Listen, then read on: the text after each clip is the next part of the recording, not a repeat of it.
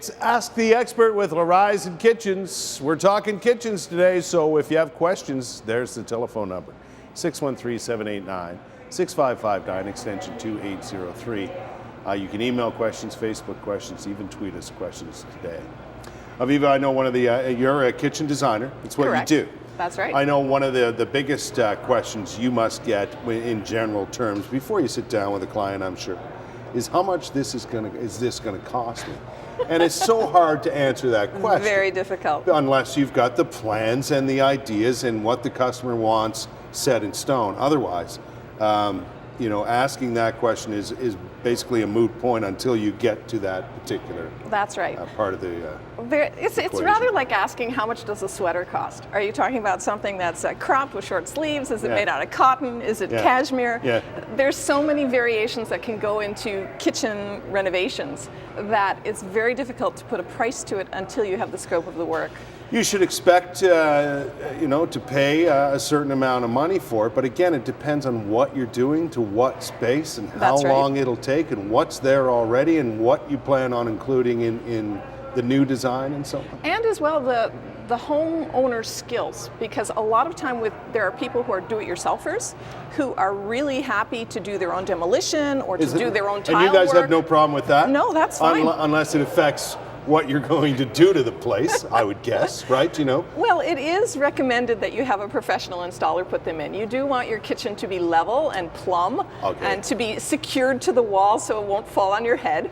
These are really important points. I don't know about anybody else out there, but even if I had the skill set to do some serious handiwork around the house, that's not something I really want to get involved in because I want it done properly. This is meant to be a focal point of your home.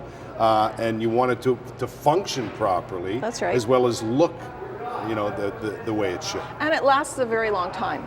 This is a long-term investment in your home. Yeah. A benchmark that I was given by my sister-in-law, who's a real estate agent, was that you shouldn't exceed 10% of the value of your home in your kitchen renovation. Because anything beyond that in what you put into your renovation is purely for your own pleasure. It's not something you're going to be able to recoup when you sell your house.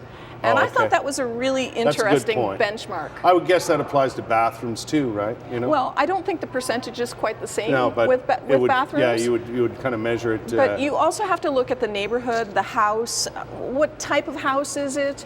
You don't put a high-end kitchen with really top-of-the-line luxury finishes in a house that's a simple townhouse. Yes, and it has to match up to the rest of your home. And it has to match the neighborhood, because if you put in these details that are really glamorous and the neighborhood is not suited, then you're not going to find a homeowner to buy it from you when the time comes and you sell. I know from talking to some of your people, I'm good friends with Corey, as a matter of fact, and a lot of the work that you do these days is not just for single-family homes or townhomes. We're talking about condos here because we're talking about using the space to its maximum. That's right. Especially when it comes to a condo. You brought along some pictures of a beautiful space here today that we're going to take a look at. And here we go. This is a condo area? This is a condo here downtown in Ottawa. It is a really challenging space because, as you can see, there's only one wall that we could actually use, and that was the back wall with the fridge. Right. And all the appliances, all the storage had to go into this tiny, tiny little space. And in a completely open area. And they wanted an open look. They didn't want to add any walls. So we've got back-to-back storage on one side, and we've accommodated all of the appliances that they were looking for, and at the same time kept the space looking open and quite beautiful. Well, one thing that you think would suffer in this case is counter space and cupboards, but you seem to have managed to remedy that situation. It's important that there's adequate work zones on both sides of the sink, on both sides of the cooking surface, so that you have somewhere to put things down when you're working. And this kitchen really turned out quite well, both functional and for the looks. Right. Yeah, you managed to create enough storage, enough counter space. That's right. And it looks brilliant. Thank you. Nicely done. We're going to take a break, but one more opportunity, folks, for you to ask questions here on Ask the Expert. Give us a call. Here's the phone number, for Laurysen Kitchens, as a matter of fact. You want to call them.